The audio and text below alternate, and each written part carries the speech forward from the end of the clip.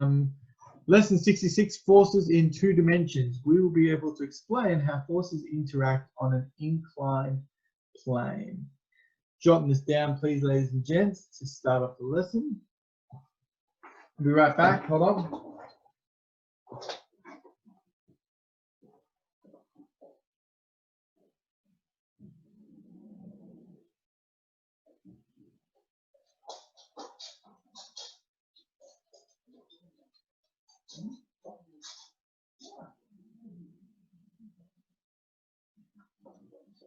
Okay, so what we're going to do today is we're going to do an extension on what we were doing last lesson, which is we're going to keep looking at how these things interact with two dimensions. So the idea being that what we were talking about last time is that a lot of the time when we've been working with forces, we've been dealing with them in one dimension. So by working on them in two dimensions, it gives us a chance to use our force diagrams, which is essentially the same force diagram that I just gave you guys in that question at the start. That question at the start was designed to give you guys a bit more of a reminder. It's like, oh yeah, this is how I deal with forces in more than one plane. And so we're going to have to deal with that a fair bit from time to time. And like a lot of the time when we've been giving you guys forces, I've been nice to you guys in year 10 and year 11. Year 10, you've probably seen a lot of the ones just like, oh yeah, you get a nice little thing and it's like, oh yeah, we've got a force going this way of 10 newtons and one going this way of 10 newtons and one going this way of 12. Well, now we're going to start to, really make these difficult. And also this is the time of the course where it's like, okay, if you are good at your maths, this should be really simple to do. If your math skills are not up to scratch, you're going to struggle a little bit. Let's go back and check out what we did last lesson. So last lesson we looked at this idea of connected bodies. So two bodies can be thought of as separate bodies with separate forces acting on them.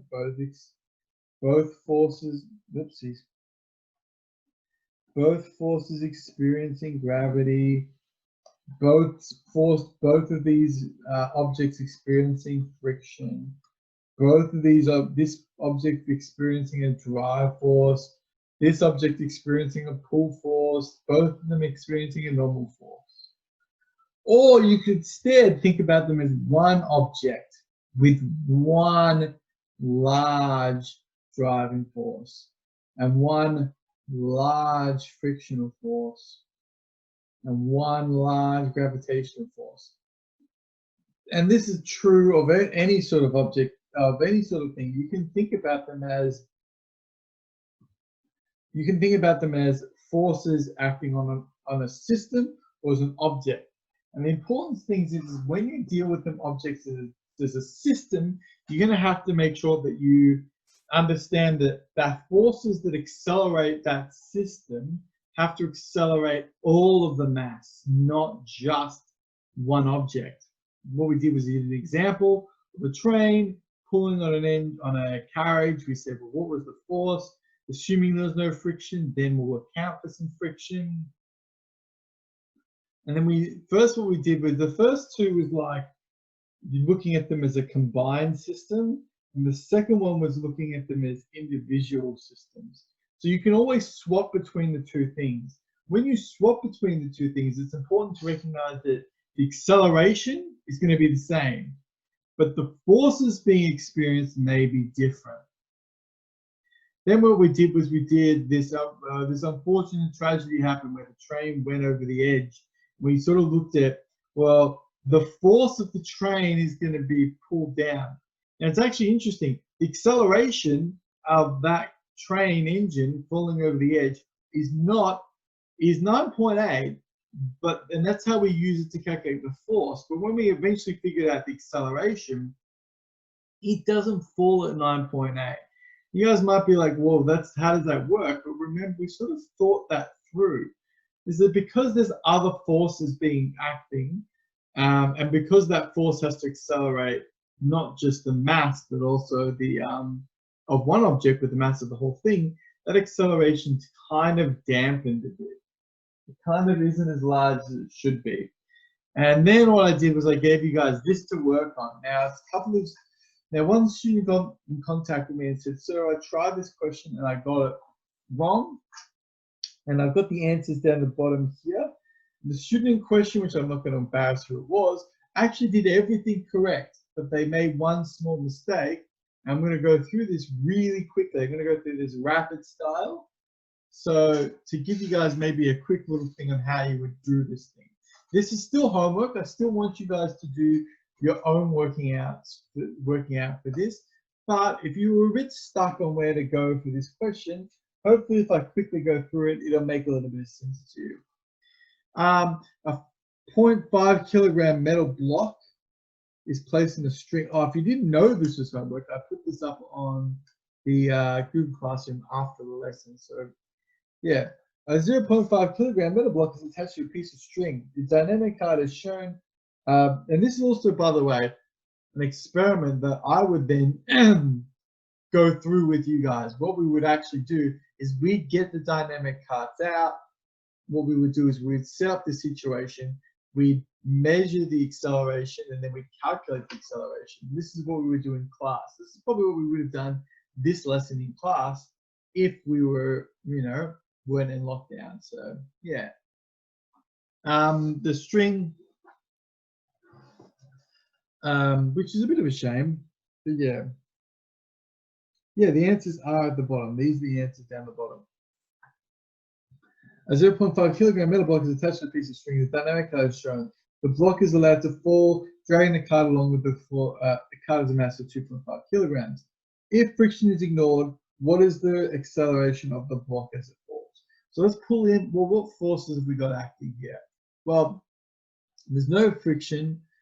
The only force that we can see acting in this question is gravity. Because this force here, there is no normal force. Oh, there is tension. Yeah, I suppose you're right. Sorry. There is also a tension force. So there's a tension force pulling this block back up. And there's an tension force pulling this across. But if we were to look at the system as a whole, we would ignore those tension forces because we're looking at the whole system. There's only one force acting on this whole system, and that's that gravitational force.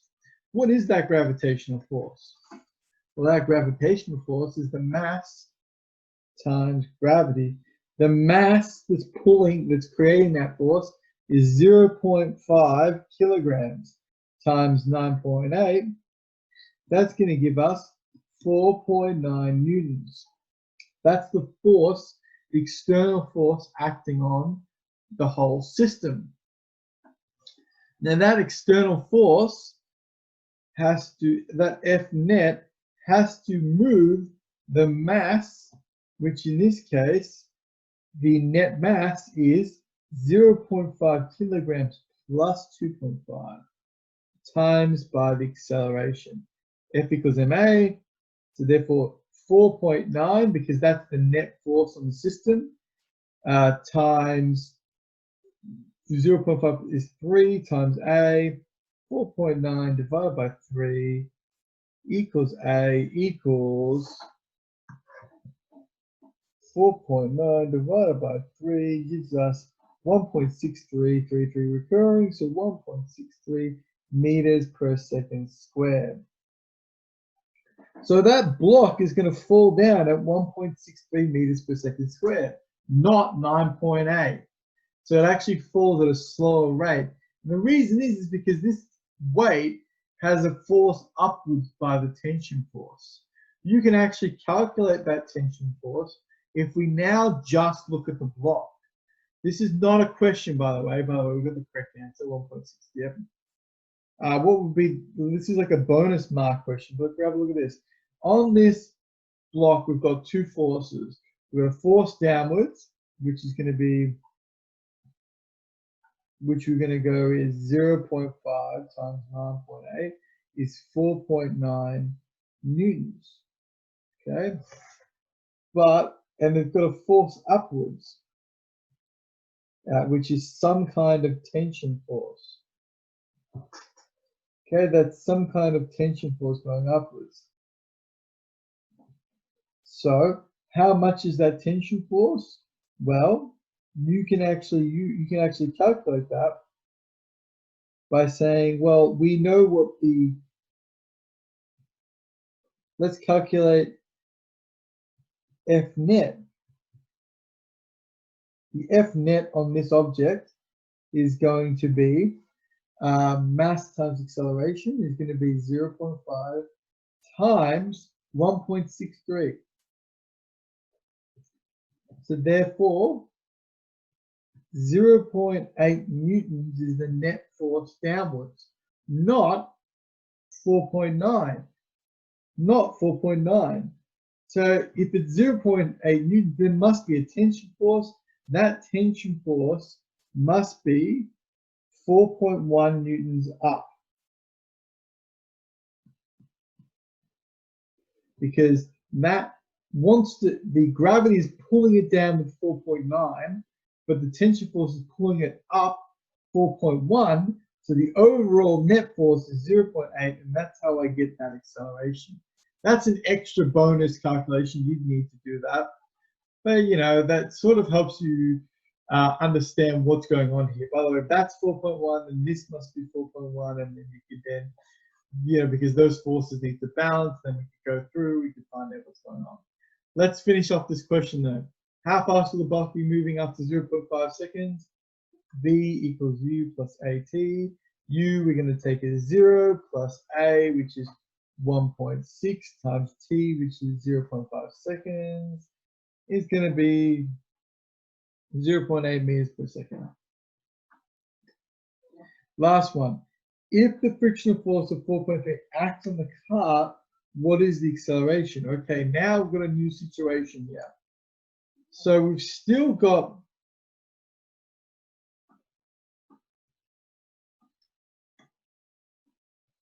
we can keep most of our calculations, right? We've still got this force of gravity here, which is 4.9. But now what we've got to do is we've got to take into account this force of friction. The force of friction is 4.3. So that means our F net, our net force on the whole system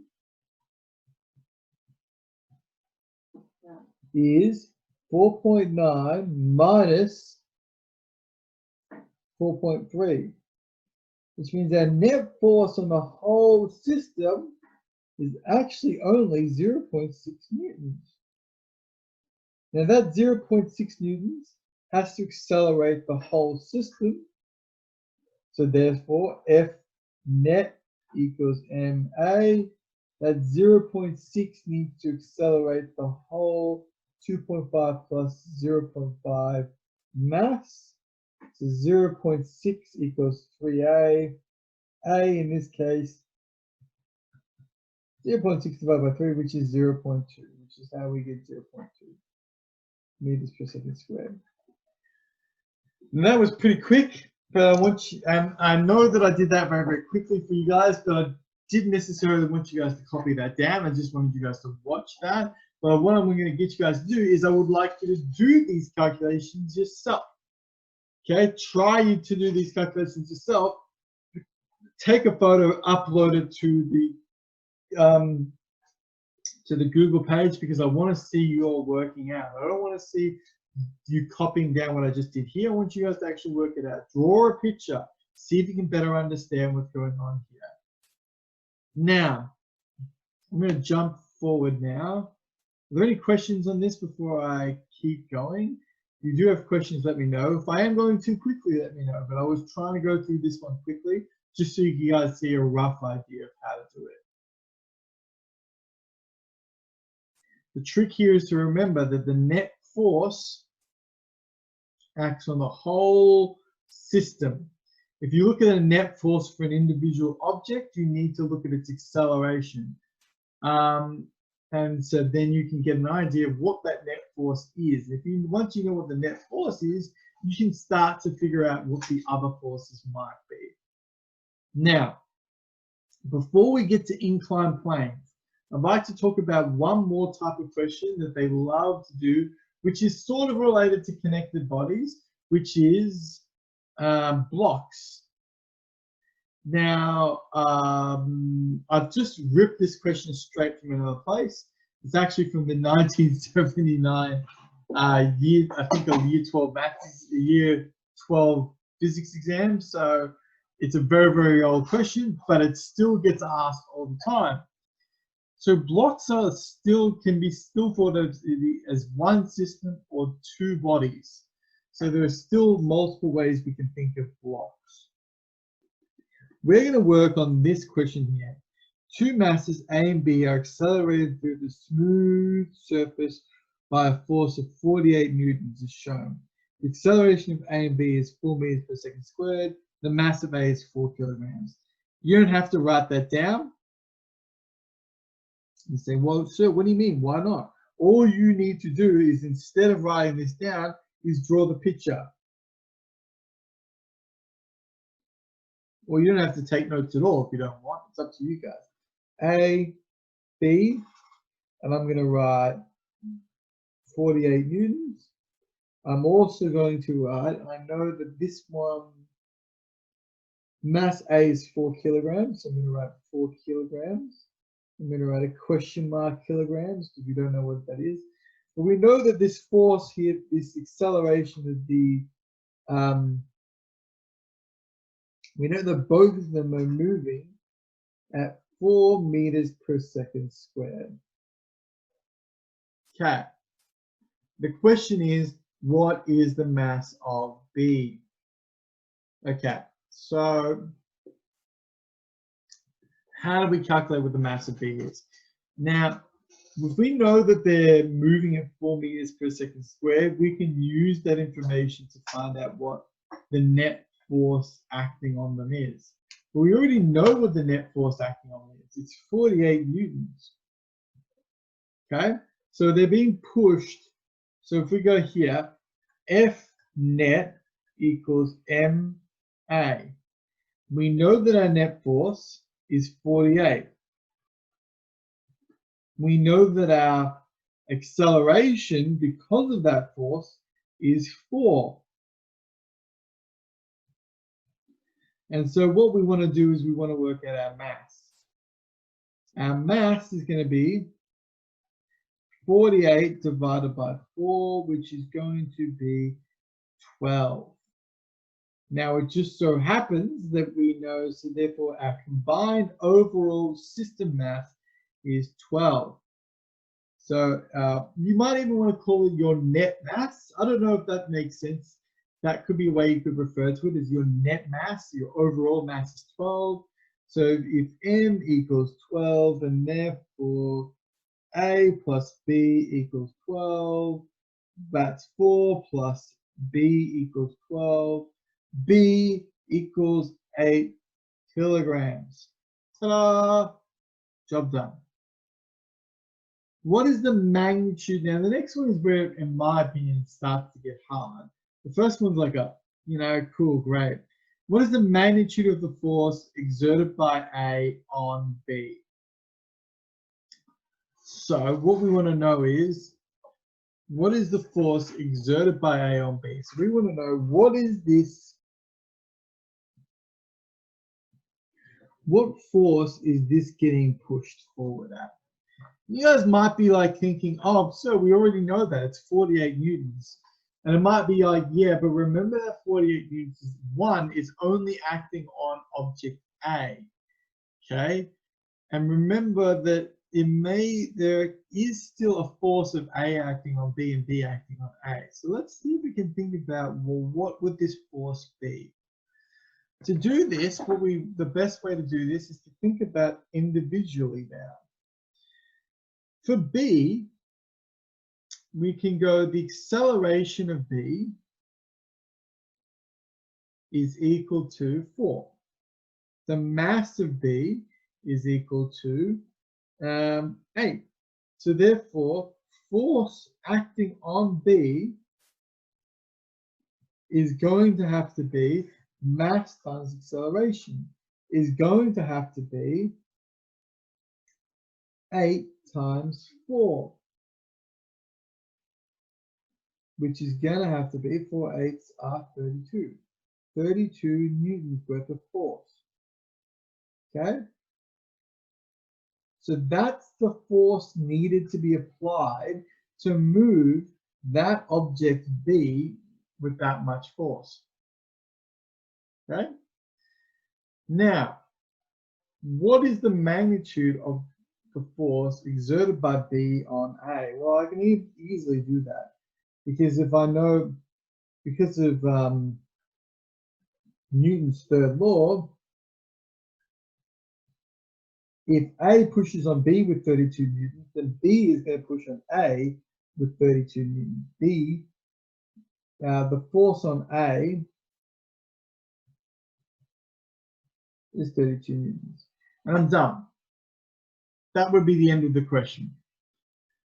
But I want to, before I do that, before we move on, I would like to just spend a fraction of a second longer just so we can reach a little bit more of an understanding. And to do that, I'm going to show you guys this.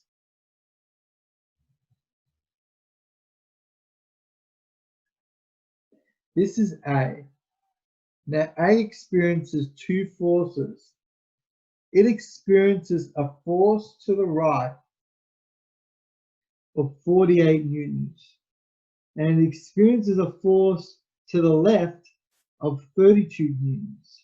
Because it's being pushed back by B with 32 newtons, it's being pushed forward at 48 newtons. That means the net force on A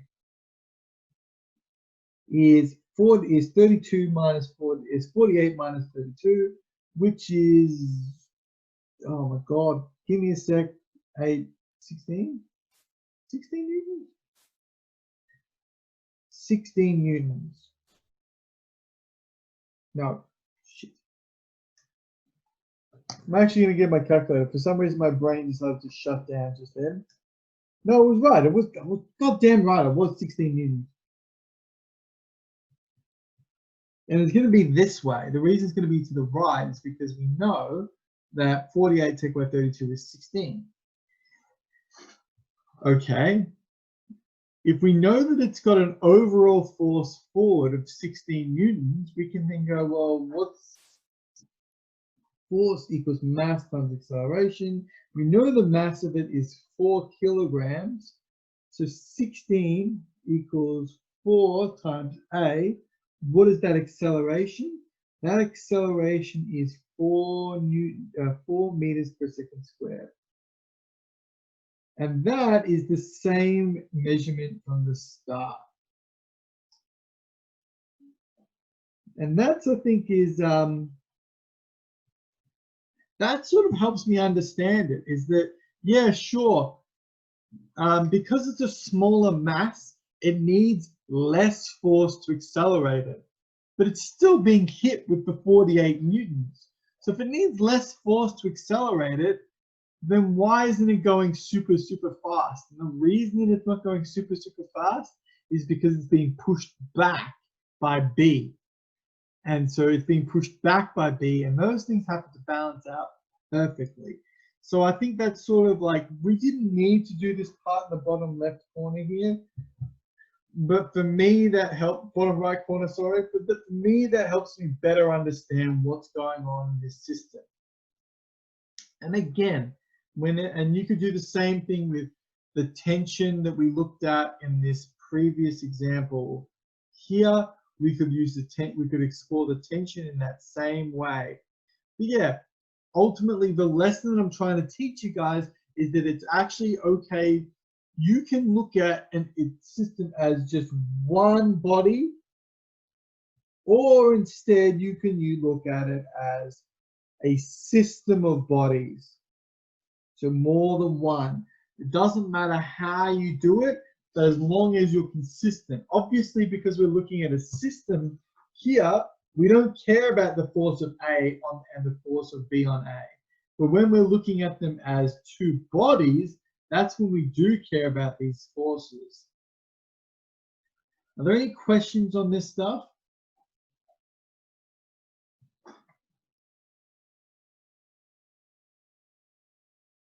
All right, I'm going to jump ahead to, there is another question here about this same thing. The bodies are now accelerated on a smooth surface in the opposite direction by a force of 48 newtons. What is the magnitude exerted on B on A? Okay.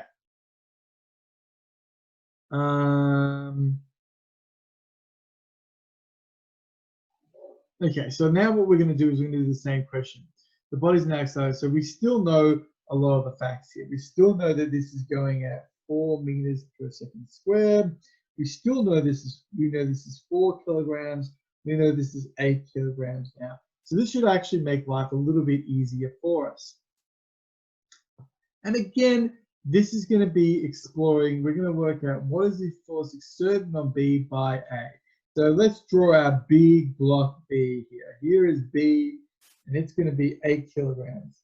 And it's going to be experiencing two forces. Again, we're looking at it as an individual body this time. Those two forces are, it's going to experience one force to the right of 48 newtons.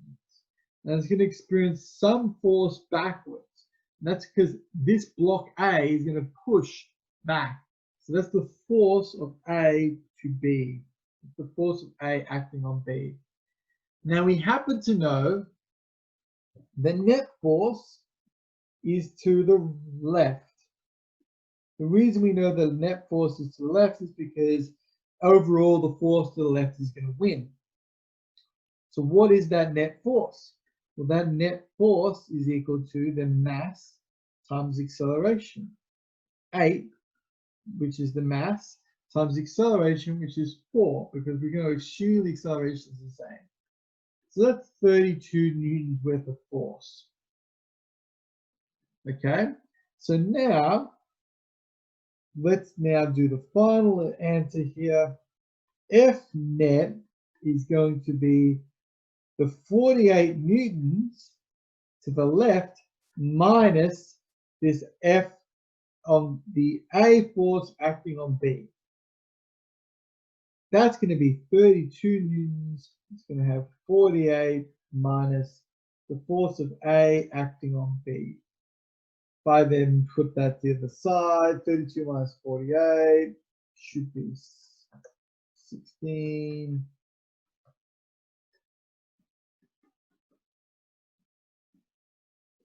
The force that A pushes on B is equal to 16 newtons. I'll be happy with that.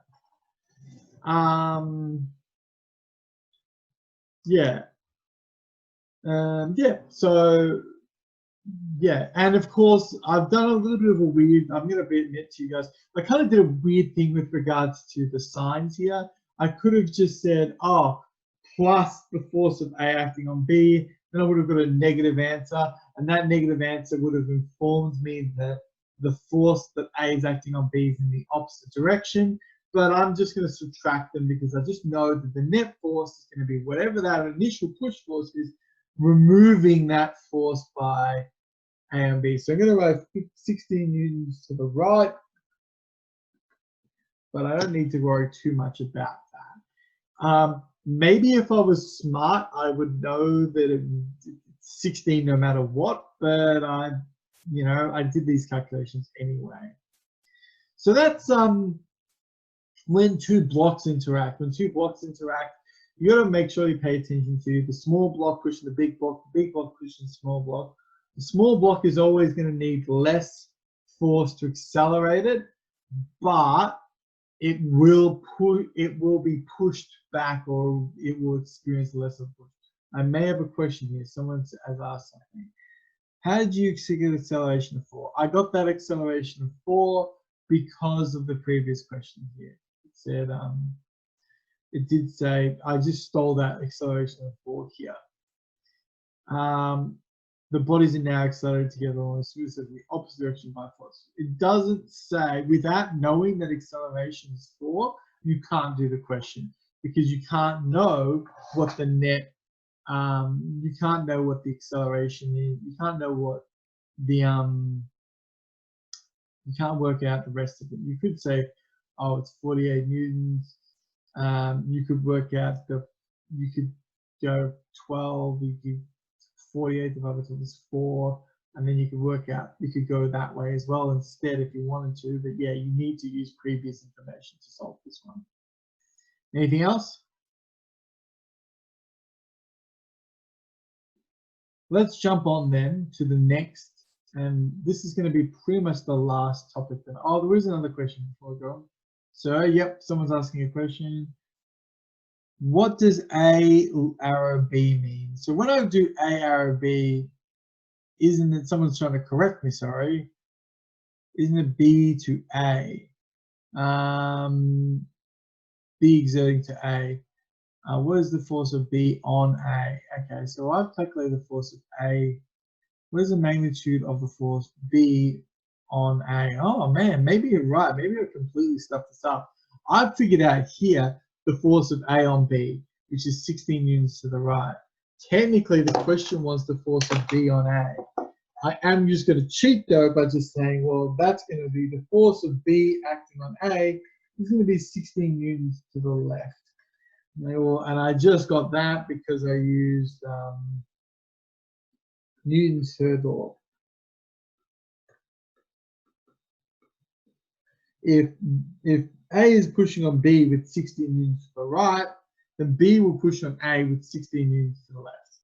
That's how I can quickly and easily work out that. So I actually got the answer a bit wrong there. I probably should have been looking at this from A's perspective instead. But in honesty, it doesn't matter as long as you, because Newton's third law saves the day. If it was different, then if it was like, if Newton's third law wasn't being effective here, we'd actually have to do a fair bit more work. I'd have to probably go back over it and do and look at it. I can only also, I think I didn't make too much of a mistake though, because you can't really figure out the force of A on B, or B on A, without first knowing, well,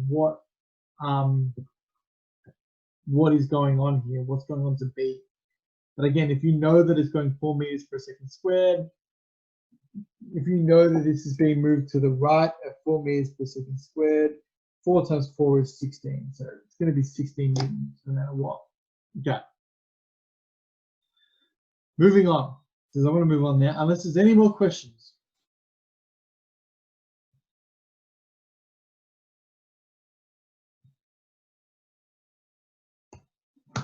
Inclined plane. Now the inclined plane is the, this is probably the most maths heavy, I don't know, maybe it's not, maybe it's up to you, but in my opinion, this is some of the most maths heavy stuff that you need to do in physics. So strap yourselves in, it's going to be interesting. An inclined plane, for those of you that don't know, is just a ramp or a surface on an angle. It's called an inclined plane because it is just a plane being like a level surface, and it's inclined because it's at an angle going up. We're going to refer to that angle going up as theta. So yeah, it's just you don't even have to draw this back line here. You can simply just go theta and just an object. Now there are lots of forces acting on that object.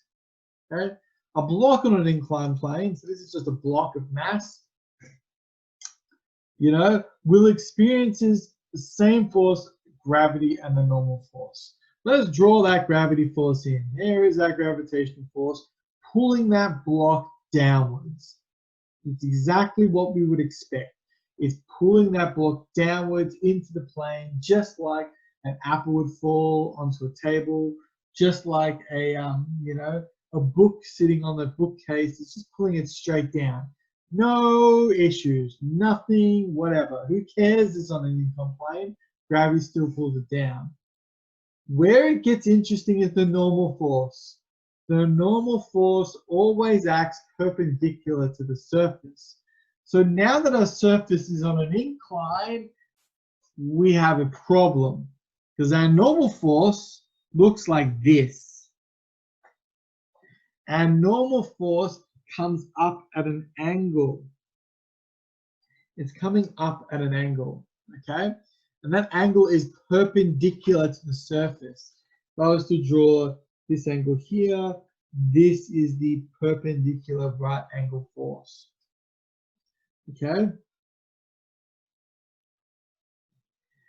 And that's actually one of the things that I should talk to you guys about when I first introduced the normal force, is perpendicular. And at the start, it's like, yeah, so what? Yeah, I get that, makes sense. If I push back on a wall, the wall pushes straight back.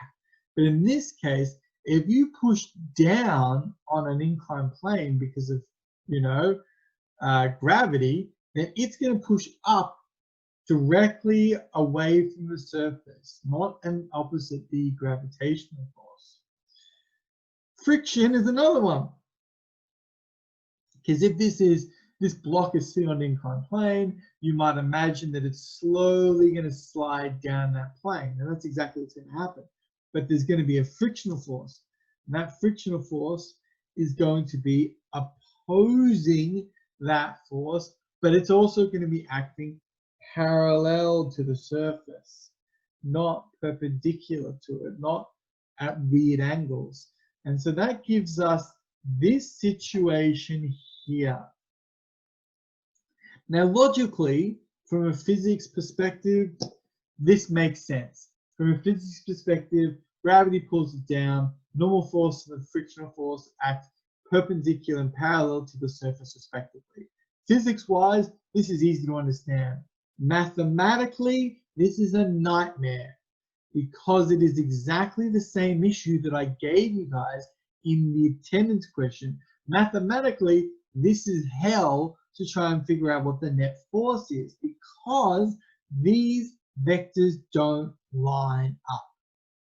What we need is we need a way to force these vectors to line up so that we can figure out what the heck is going on mathematically. So we can start doing some physics, some calculations. So we can say, well, how fast is that block going to slide down the ramp if there's no friction?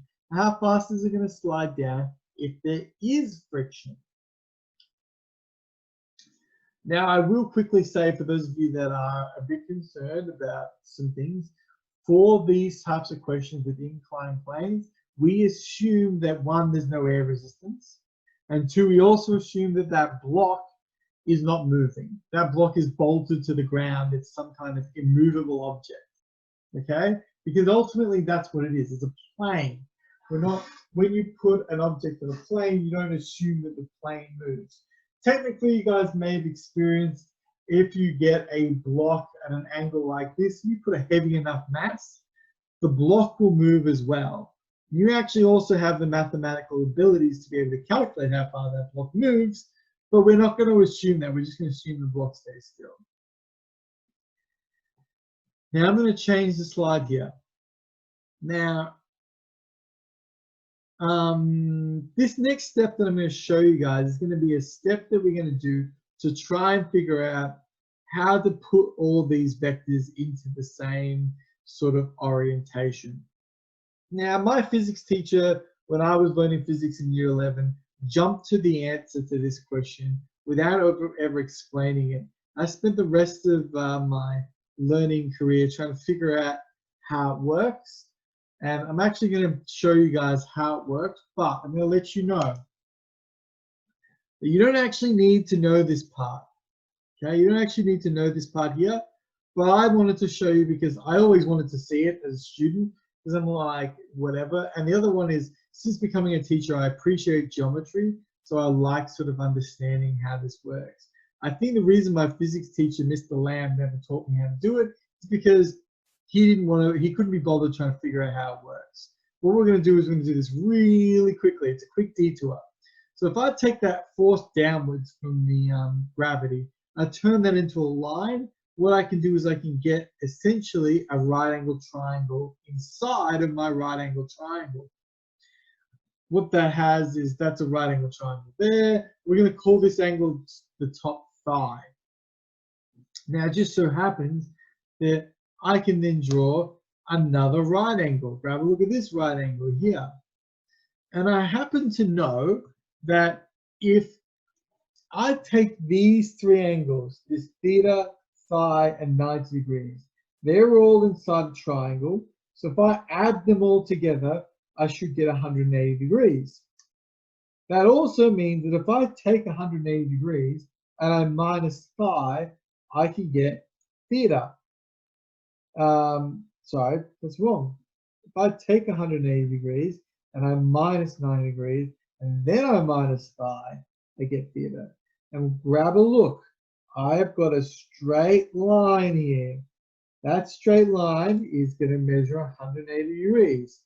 I'm going to minus phi. I'm going to minus 90 degrees, which is going to be minus 90. And that's going to give me theta. So that means that angle in the middle there happens to be theta. Now, why do we care about this? The reason we care about this, okay, and then of course, this angle here can be a right angle triangle, and then we can deal with the rest of it. Why do we care about this? The first thing as well is that if you don't want to memorize this, which I would not want you to memorize this, all my teacher ever taught me was this angle here matches this angle here.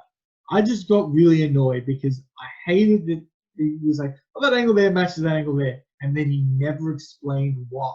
I was like, how does this work? This is the reason why. So I want to find out why is this interesting? Why is this useful? Well, what we're going to do now is we're going to do this. We're going to resolve the gravitational vector. By resolving the gravitational vector into parallel and perpendicular components, perpendicular forces, the net force can be calculated. So you can think about this as, if this is Fg here, let me switch to green, then this is going to be opposite. So this is going to be Fg times sine theta. And that is going to be the force down the slope. So that's going to be against your frictional force. If your frictional force is more than this, then your object will sit on that incline and not fall down. If this force is more than this one, then it will start sliding down and get faster and faster and faster. If they're equal, then it can stay there, but it could easily be knocked off. This one here, so this one, so Fg equals sine theta, this is going to be your sliding force. Whereas this one here is going to be your normal force. And that's calculated by going Fg times cosine theta, because adjacent over hypotenuse equals cosine theta, so therefore that's what this equals. So that gives you a way to calculate your normal force. You can actually compare the normal force. So that normal force is going to be less. You are going to feel less pushed down onto the earth when you're on an incline than when you're standing flat on your feet. And then you might experience that. You might feel like you're going to fall over. You're more likely to feel like you're going to fall over when you're on a ramp than when you're standing flat on the ground, because you feel a little bit off center, and that's because of this angle here. Now, we'll refer to you as well. This is called resolving. There's a question here. Why is that the normal force? Because, well, I guess it's technically not the normal force, but it's the normal force equals this force downwards. Because this force downwards is the force that technically it's the force that the mass pushes onto the ground, pushes onto the inclined plane. And so if you know how much that force pushes down onto the inclined plane, you can then work out how much that inclined plane pushes up on the block. You can work out what that normal force is. Because think about it, that normal force, Fn, I'm not going to write this here, Fn, the normal force, must equal Fg times cosine theta. These forces must be balanced. If these forces aren't balanced, right? So I guess you're right. Technically, that's not actually the normal force. But if these two forces aren't balanced, then that would imply that the block is sinking into the surface or flying away from the surface. These two forces have to be balanced. And this force here on the right is caused by gravity, which tells you that. You can think about the normal force in that same way. Feel like someone's standing on the ground, right? They're pushing on the ground because of gravity. And so gravity, they're being pulled down by gravity. So therefore they need to experience a normal force upwards, which is equal in size. These two are going to be equal. If they're not equal, then you're either going to sink into the ground or you're going to fly up into the air. Those need to be balanced. That's also one of the easy ways I've just been to understand the difference between. That's one of the easy ways to sort of look at the difference between action-reaction pairs and non-action-reaction pairs. Just because these are equal in the opposite direction doesn't mean they're action-reaction pairs, but they need to be equal to make sure that they're balanced, so that you're not accelerating upwards or accelerating downwards. They need to be balanced. Any other questions on this before I start to do an example? What time have we got? We're at 12 o'clock. We're going to do two examples. Actually, we're going to do one example. We may do a second example. We're going to do one example. We're going to see how you guys go. See what you guys think. If you want me to do a second example, I've got two examples in the bag. But I thought we'll go through one example. And then if you guys want, we can go through the second example. If not, I'm going to sit you guys loose on 10.6. So here we go. A coffee is sitting on the hood of a well-polished car. So well-polished car, by the way, is a code word for no friction. Sometimes when you see things like ice, sometimes it's like slippery ice. It also means no friction, but in this case, the code word here is there is no friction. Plus, I don't mention friction anywhere, so that's why we're going to do it. The car hood has an angle of 30 degrees, and the coffee weighs 0.3 kilograms. What is the gravitational force acting on the coffee? What is the normal force acting on the coffee? What is the acceleration of the coffee down the hood? Okay, so it's going to slide off the hood of this car and eventually fall onto the ground. Okay, so we're going to figure out what that is. There would probably be friction in this case. I know there's friction because I have put coffee on the hood of my car and it hasn't slid off. But in this case, we're going to assume there's no friction because we're going to do a calculation without friction just to make our lives a little bit easier. I'm going to give you guys a second to draw this diagram if you want to. If you want to work on this question with me, draw the diagram. You might want to write some of the questions down. You might just want to write the first question here down because we'll go in order. And we'll answer all three questions. And as we do that, I'm going to add to this diagram as well. So I'm going to give you guys a second to do that.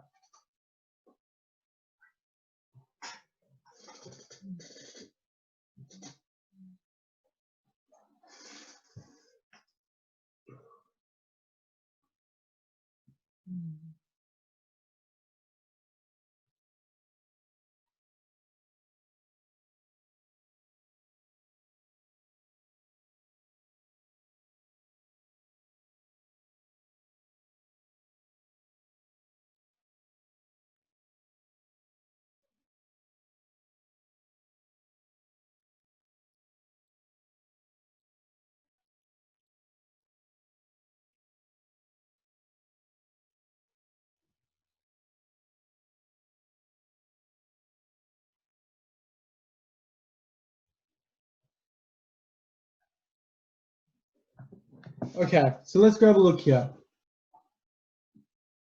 Let's do this first one. What is the gravitational force acting on the coffee? Well, this one's pretty easy to do. We know that the gravitational force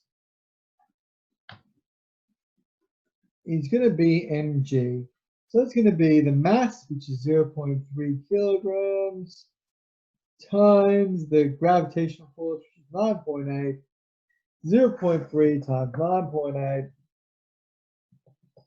It's going to be about 3, but we're going to do this exactly. 2.94 newtons. This force downwards here is 2.94 newtons. I'm going to get you guys to add that to your diagram, just so you understand that the force downwards is 2.94. And that's because this coffee happens to be on planet Earth. Okay? If you want to write down 3, I also wouldn't blame you guys for just rounding it up. But we're going to go with 2.94 because we're going to try and be good little physicists. What is the normal force acting on the coffee? So what is this force here? How much is this coffee being pushed up by the car? Well, we can't calculate that. We can't calculate that normal force because we don't know how much that gravitational force is being pushed into the car. Because remember that gravitational force is being pushed in 2 ways. One of them is into the car and one of them is down the slope. So we're going to work on this one that is into the car. So the force into the hood of the car happens to be, so it's going to be here, this force here. So that force there is going to be, here we go. So we're going to go Fg times, in this case, F, and normal force is going to be equal to the opposite of this force. So our normal force is going to be Fg times, in this case, adjacent, so cosine 30 degrees. That's going to be 2.94 times cosine 30, which is going to be 2.94 times cosine 30 equals 2.5. We're going to go 2.55. 2.55 newtons. And so that is our normal. What is the normal force acting on coffee? Is 2.55 newtons away from hood.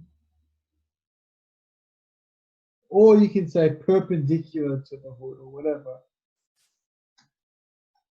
I might write that actually. 4.55 perpendicular to surface. Doesn't matter as long as you've got some kind of thing here. In fact, I should really have said that. Yeah. So the last, what is the acceleration of the coffee down the hood? So that's the last thing. That's going to be, what is this force? What is this force here? How quickly is it sliding down? To calculate how quickly that force is, we're going to calculate the force down is going to be equal to Fg times sine 30, which is going to be Fg times sine 30 is going to be 2.94 times sine of 30 degrees, which, if I'm not mistaken, should be 2.94 times 0.5, should be 1.47.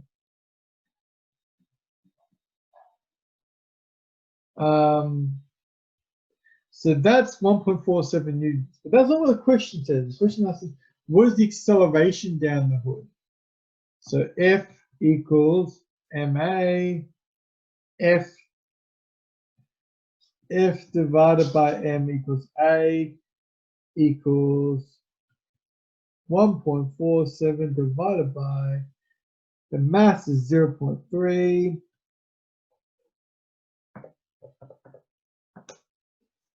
It's going to be 4.9 meters per second squared down the hood. that's how quickly it's going to start sliding. So if you put it on the hood, and it just, because that hood is so slippery and so well polished, it's going to start sliding down there. After 1 second, it's already going to be moving at 5 meters per second. It's going to be moving too quickly for you to catch. Saying that though, I don't think most hoods are 30 degrees. That's a pretty sharp angle for a hood of a car, but you know, you get the same sort of idea. So those are the three sort of steps that we could look at. One of them, using the cosine, is a great way to find out how does that gravitational force push into the car, and so therefore how does that hood of the car push out? Or how does that object push into the inclined plane?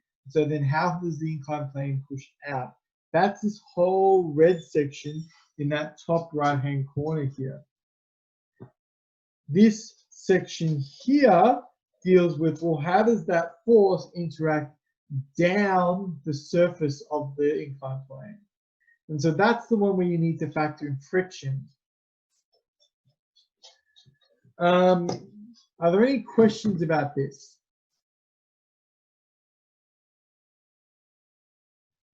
Now, before I move on, here's the question. Would you guys like to do one more example, but this time an example with a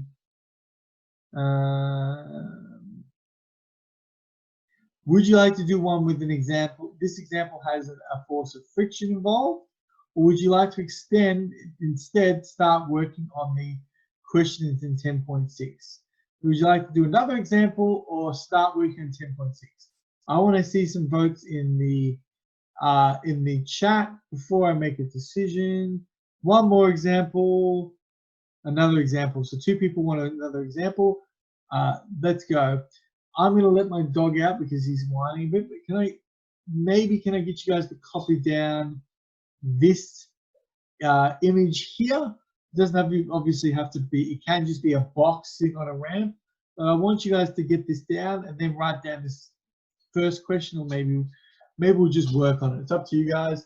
But yeah, this question actually goes through the problem in exactly the same way. So that's really good for us, as exactly the same way as we just did. So we're going to try this one. Let's go.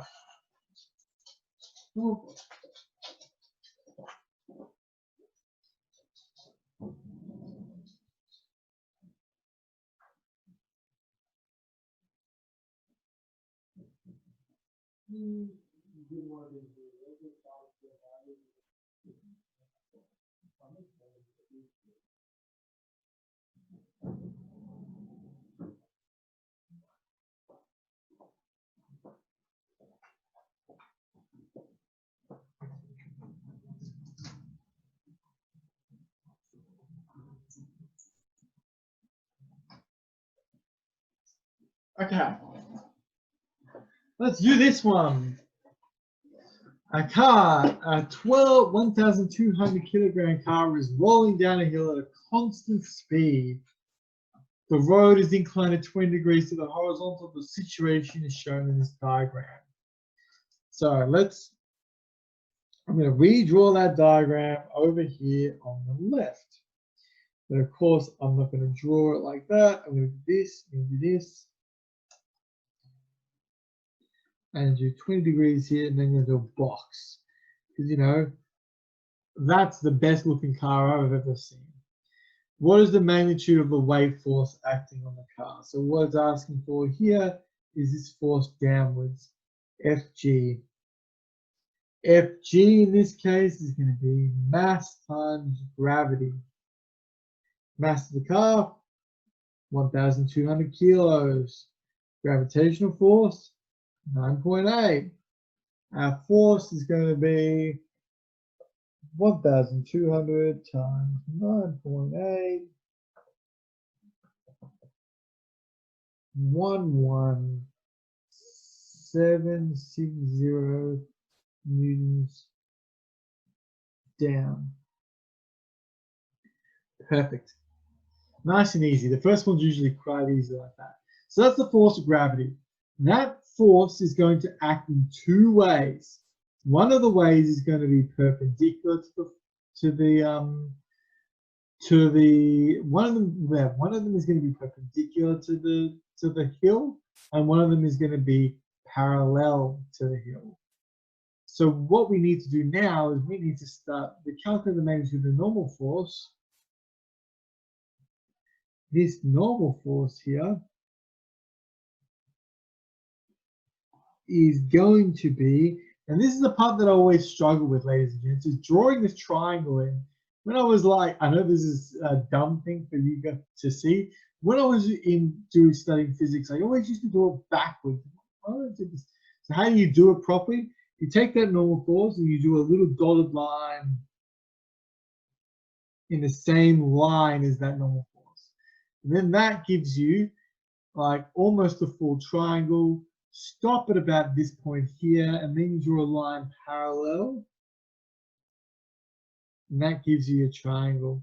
The amount of times what I would do, let me show you what I used to do. I used to stuff up. I used to keep going, and then I would do this, and then I'd be like, wait, what? That's wrong. So yeah, don't do that. Just go down about halfway, and then make sure this other line is parallel to this force here. So that means the normal force, let's do burgundy for normal force. The normal force, Fn, is going to equal the gravitational force times, in this case, remember this is theta here, adjacent times cosine theta, because we've got the adjacent side, we've got cosine theta equals adjacent over hypotenuse. Adjacent equals h times cosine theta. In this case, h is f of g, and yeah, cosine theta. In this case, theta is 20 degrees, so I'm going to write 20 degrees. Fn equals, you know what Fn is, Fg is 11760 times cosine, the angle, 20 degrees, cosine, 20.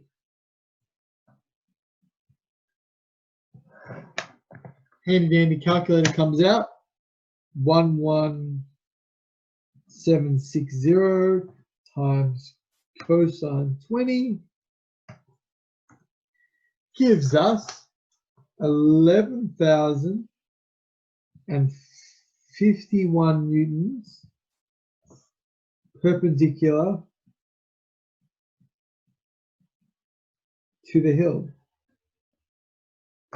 Now look, there's our normal force.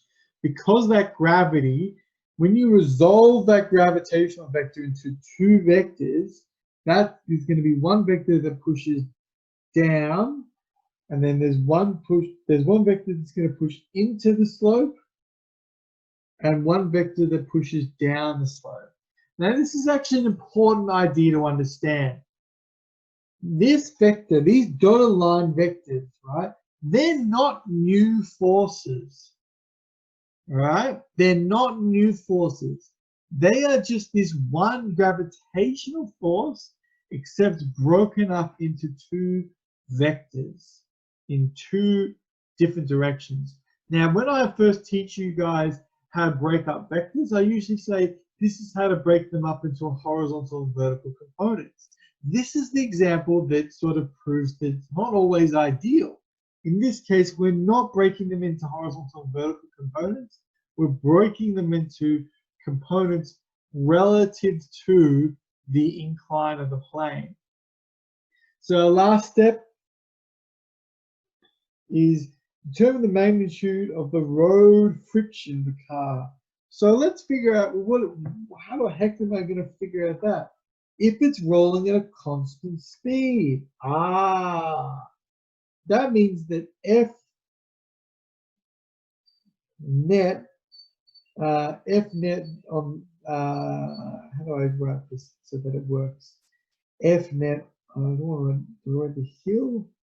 I'm going to write the F net of the slope has to equal 0 because it's a constant speed.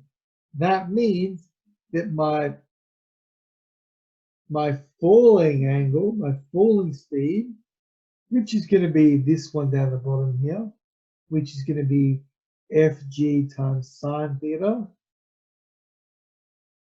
So FD is going to be FG times sine theta, which is going to be 11760 times sine of 20.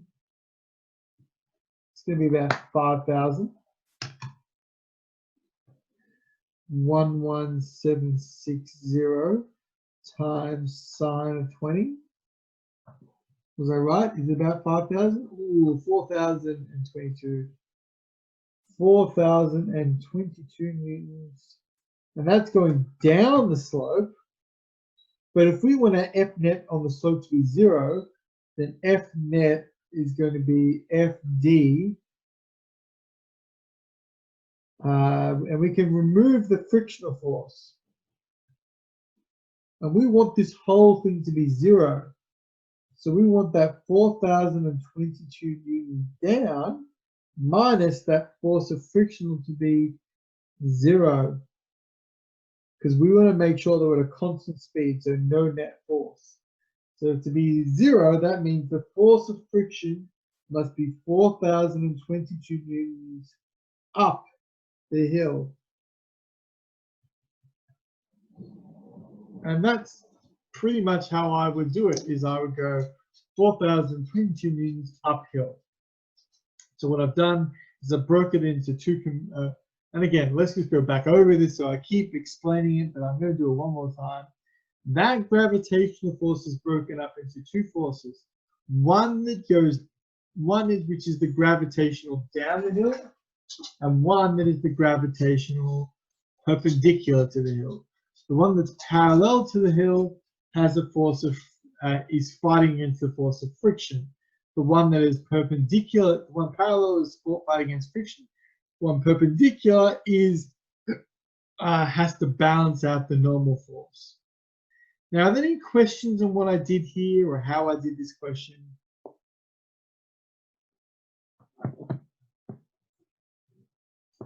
Now, one of the issues with this question here is actually, it's actually a good question, but one of the issues with this question is that, and especially, and the last question together, is that it's the same type of question. I've just asked you the same type of question twice. And that's because I want to get you guys familiar with how to do these types of problems. But the problem with that, of giving you guys the same question twice, is that I'm not testing you guys, I'm not testing your knowledge. I could instead have done a question where it's like, oh, you know, I could have done the same thing and said, you know, it's not, and got you guys to work backwards. So I could be like, oh, well, what is the mass of the car if we know that it doesn't, the forces are balanced? So you could go, oh, if I know the forces are balanced, then I know that Fg times sine theta must equal 422. So if I divide by sine theta, then that gives me Fg. Then I divide that by 9.8, which gives me the mass of the car. That'd be a difficult question going backwards. In fact, one of the hardest ones you could do was calculate the angle of the car, calculate the angle of the hill. So don't be aware that even though I've taught you guys how to do this type of question, you may get other types of questions that sort of ask you a different thing. Now, I'm going to give you guys the last, I know there's not really much time here, but there's 10 minutes left. So if you want to give these a try.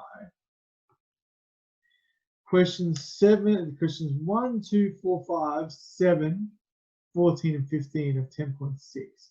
Now, if you are finding yourself that you are struggling with these questions, I would suggest that you do other questions. So I skipped questions 8, 9, 10, 11, 12, 13, but they are all inclined plane questions.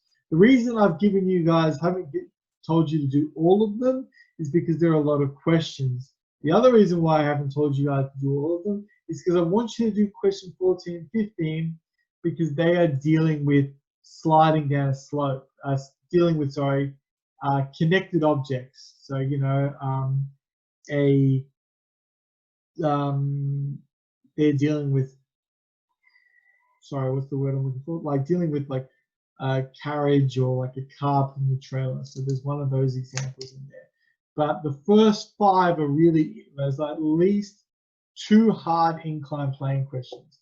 I will point out that I'm going to give you guys an incline plane question as an attendance question for Thursday's lesson. So I'll give you guys, I'll warn you, heads up, it's going to be an incline plane question. So I'm going to make that attendance question available to you guys from the start of recess. So you've got a little bit of time to work on that. And then what we'll do is we'll go through that question